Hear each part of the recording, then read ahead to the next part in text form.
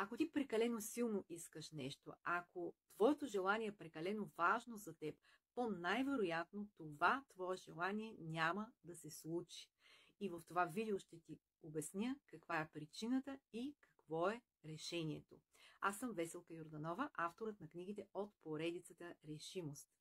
Това твое неистово желание нещо да се случи на всяка цена граничи с мания по това нещо.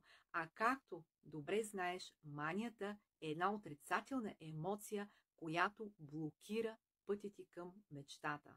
Твоите силни искания най-вероятно са съпроводени с отрицателни емоции, като страх, че това нещо може и да не се случи. Колебание дали ще се справи с действията, които трябва да извършиш, за да се реализира желанието ти, притеснения, че нещо ще се обърка по пътя. И както казах, всички тези отрицателни емоции блокират пътя към твоята мечта. И така продължавам какво е решението, за да се сбъдне все пак твоето желание.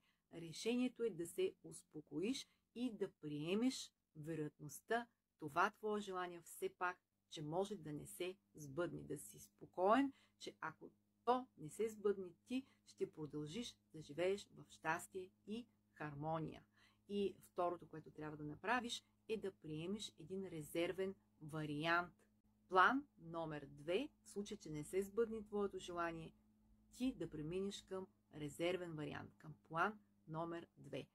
Правейки тези две неща, ти всъщност ще бъдеш много по-спокоен и няма да се прокраднат тези отрицателни емоции, мания, страх, съмнение, колебания, които да блокират твоя път към мечтата и ти всъщност ще се отпуснеш в житейския поток, който много бързо ще те отведе при нея.